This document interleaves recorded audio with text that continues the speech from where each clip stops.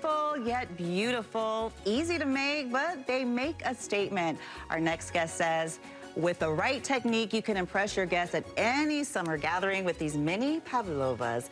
Cake artist Betheny Tomseth is here to teach us her ways.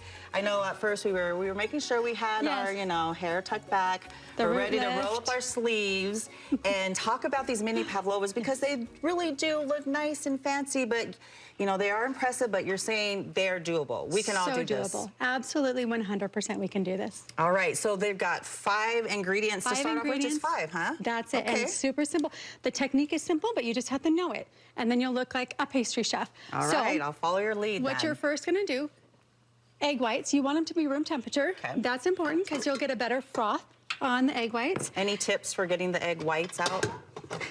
Well, you just kind of, there's toggle techniques, there's different techniques. So look online for sure. Gotcha. And then I'm gonna turn this mixer on. You're gonna mix it until it gets a little frothy, okay? You can start to see it already. Okay, look at that.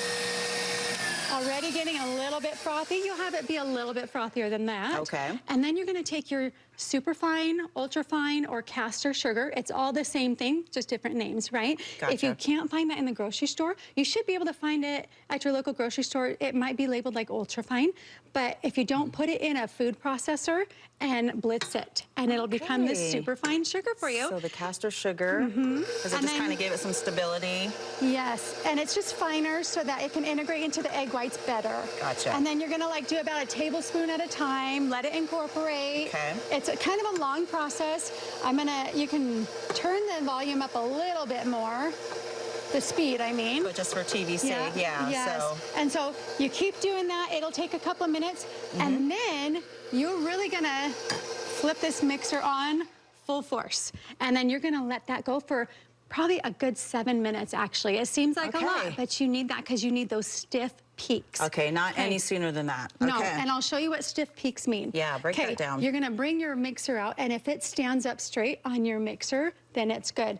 Okay. That's what we want. Yeah. Okay. This one you can see is a little bit, I'm kind of glad it's like this. It's a little bit of a soft peak. It kind of drips off, right?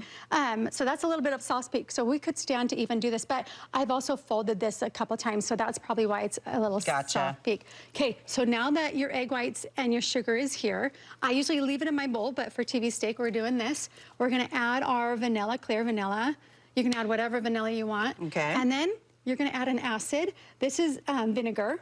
But you can do like lemon juice too. Okay. Whatever acid you want. It. And then you're gonna add cornstarch to kind of really stabilize these egg whites. And then you're gonna fold it. The technique in folding is you go around the edge and you kind of bring it to the middle. And then when you've done that a couple times, you're going to even cut it in the middle and bring it around. You see that? Okay. And yeah.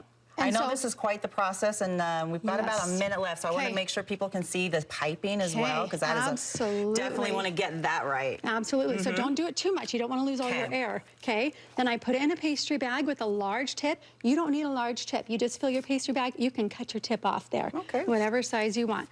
And then I like to put a little rubber band there. So you're just going to squeeze and kind of come up just a little bit, and then do a little swirl off. Oh, you make it look so easy. Squeeze. Do a little swirl off. Do you want to try it? Nice. Oh, you want me to do it? Do a squeeze. Just squeeze it. Anybody can do it. Squeeze really hard. There you go. All right. You just let it build up on itself. You kind of get close to the pan, build up on itself, and you come up a tiny bit.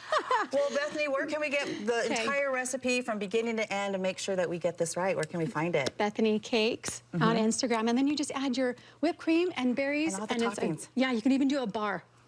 We are on it. All right. Thanks so much, Bethany.